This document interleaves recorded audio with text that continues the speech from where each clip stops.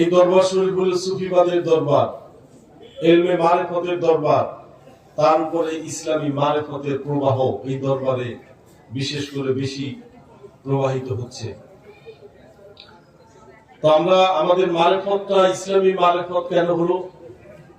মারিফতের নাম আগে ইসলামী শব্দটা কেন সংযোজন করা হলো?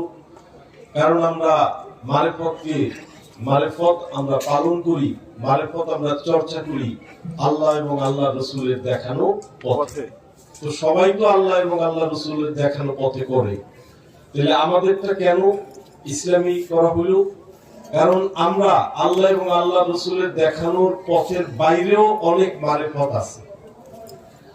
একবারে তাওরাত, জাবুর, ইনজিল, কোরআন এবং সনাতন ধর্ম, হিন্দু, বৌদ্ধ সমস্ত ধর্মের মধ্যে কিন্তু মারিফত আছে। সকল ধর্মেরই নিজস্ব একটা মারিফতের নিয়ম কানুন আছে। আপনি যদি মারিফত কিন্তু সব ধর্মেরই একরকম, কিন্তু সমস্ত মারিফতের মধ্যে ইসলামের ভিতর থেকে পবিত্র কোরআনে যে মারিফতটা আছে সেই মারিফতটা হলো যুগ উপযোগী, টেকসই এবং খাঁটি। এর মধ্যে কোন রকম ভেজাল ঢুকতে পারে না। আল্লাহ রাব্বুল আলামিন তিনি পবিত্র কোরআনের আগে আরো 3খানা প্রসিদ্ধ আসমানী কিতাব পাঠিয়েছিলেন। এই 3খানা আসমানী কিতাবে বিকৃতি হয়ে গিয়েছে, আল্লাহর কালামের মধ্যে বিকৃতি ঢুকেছে। তাহলে পুরানা ধর্মের মারিফতের মধ্যেও সেইভাবে সাধু সন্ন্যাসী, টোকাই সাধু, দুষ্ট সাধু তারা বিকৃতি ঢুকিয়ে দিয়েছে। এখন আমরা সেই বিকৃতি থেকে বাঁচার জন্য আমাদের মারিফতের ঘোষণা দেওয়া হয়েছে ইসলামী কি?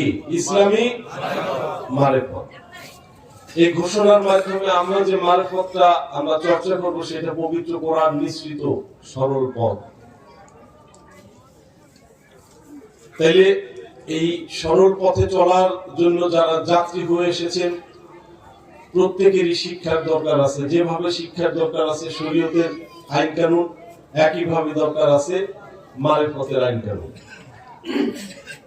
শরীয়ত, তরিকত, হাকিকত এবং মারিফত এই 4টা জিনিস মিলে একটা মানুষ তার আখিরাতের রাস্তা তৈরি করে।